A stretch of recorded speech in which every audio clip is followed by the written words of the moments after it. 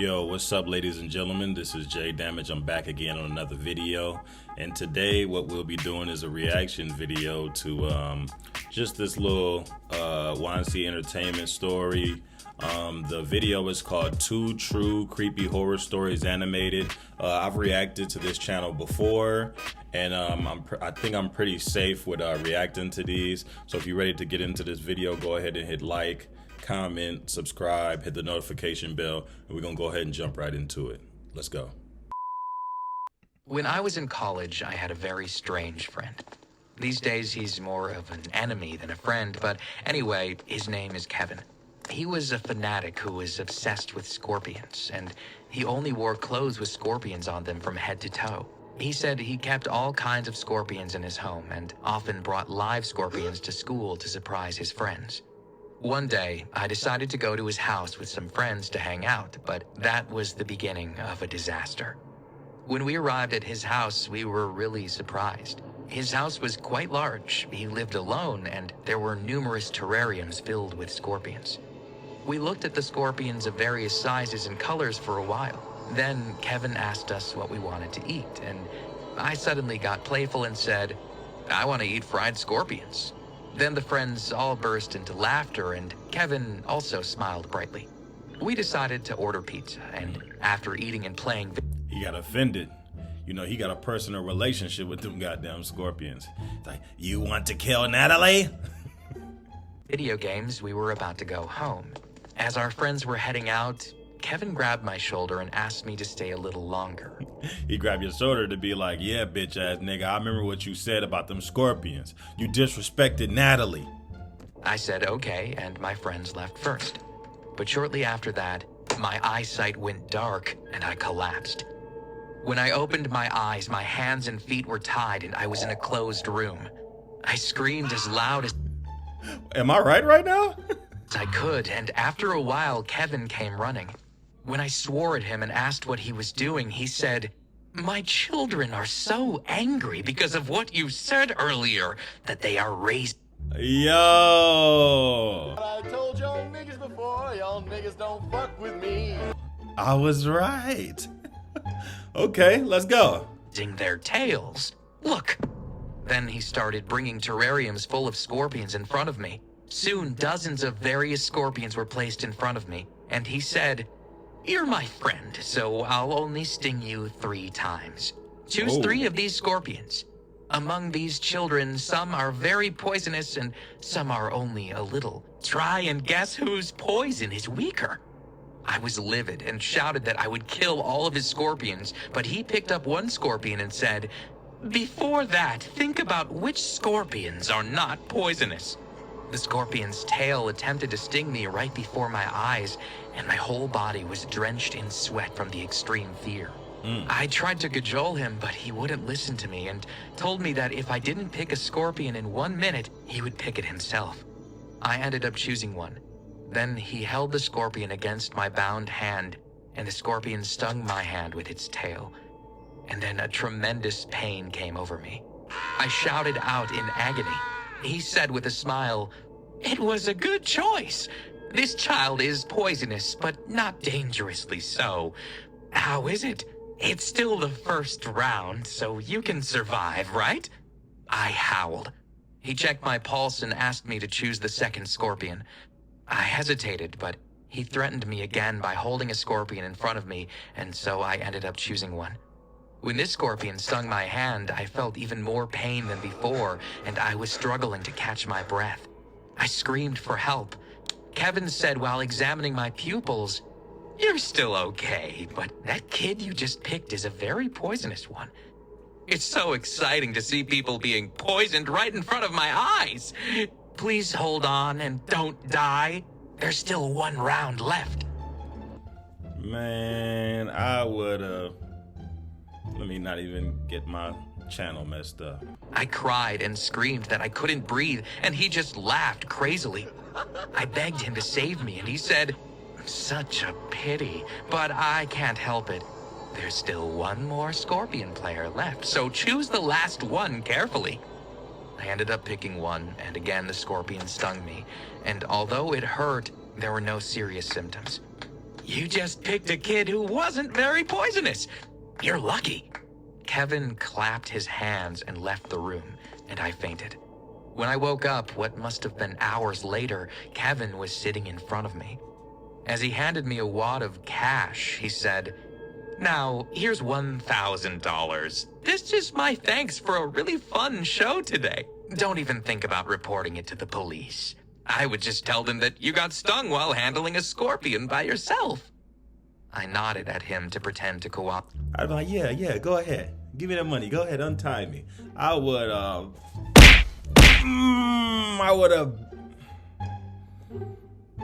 Don't mess up the algorithm, Jay.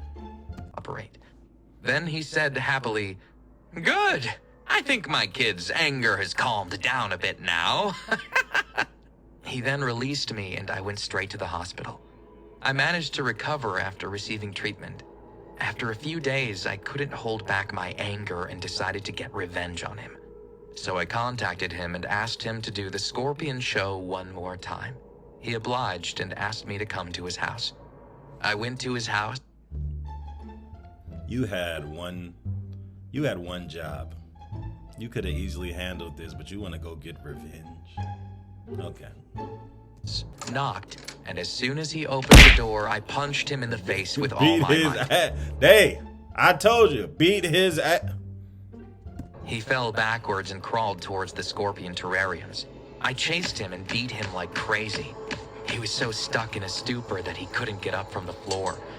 I took a knife from his kitchen and stabbed all the scorpions to death. Kevin cried, and I returned. Every scorpion? Yo, so he just walked in the kitchen. You capturing all y'all kids. Oh. After that, he didn't come to school again, and no one saw or heard from him. I don't know what he's doing now.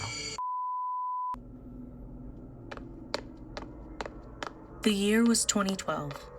I was just back home from a normal school day. My mother was dating my best friend's father at the time, so it was very common for the two of us to sleep at each other's houses. On that fateful day, my friend, who I'll call April, and I decided to have a sleepover at my house. I used to sleep with my mom, but as I got a visit from April that day, we decided to have a slumber party and sleep on the bunk bed in my brother's room. That night, we had dinner, played common games at slumber parties for teenage girls, ate popcorn, put on makeup, took pictures, etc. We decided to go to sleep around midnight, leaving the radio on, which emitted a soft blue light from the viewfinder, which lit the room slightly. April decided to sleep on the bottom bunk, and I slept on the top. I woke up in the middle of the night feeling cold, and with my back, which was facing the bedroom door, uncovered. So, I decided to turn around to pull the cover that was falling off the bed. At that same moment that I looked down and pulled up the blanket, turning back to the wall, I saw a figure. I then turned quickly to look and see what the figure was. Usually, when we quickly look somewhere and see a figure, we quickly look back at the place and see nothing. Only this time, it was there, the figure. But it was no longer a figure. It was a young-looking girl, standing there, looking at me. I remember every detail of her face. She had short, neck-length black hair. Her body was thin, extremely thin. Her skin looked a light brown tone. Her nose was thin and pointed like a model's. Her eyes were large and black. The darkness of the night made them even darker. And she was just there, standing completely still, watching me. She could have been looking at April, who was right in front of her, but no. She was staring at me with those big, dark eyes. In a moment of fright, I sat on the bed, widened my eyes and stared at her, not believing that this was real. But she just stood there, looking at me for what felt like 2 minutes. When she realized I can see her, she recoiled back, startled that I can see her too, and then in one quick motion, she jumped onto April's bed. I thought she was still there, that she might be doing something with April, or that she would be waiting for me to sleep again to get out of there, so I decided to look. I leaned over the bunk, leaning against the wood of the upper headboard, peering fearfully into the lower bunk to see where my nighttime visitor and friend were. But the only thing I could see was April sleeping peacefully. After that, I lay still for a while trying to process what had just happened. until I finally managed to fall asleep. The next day, I told my mom and April what had happened, and they didn't believe me.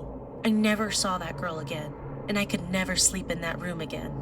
But to this day, I can clearly remember her small, lean body and her massive black eyes staring at me that night. Who was that girl?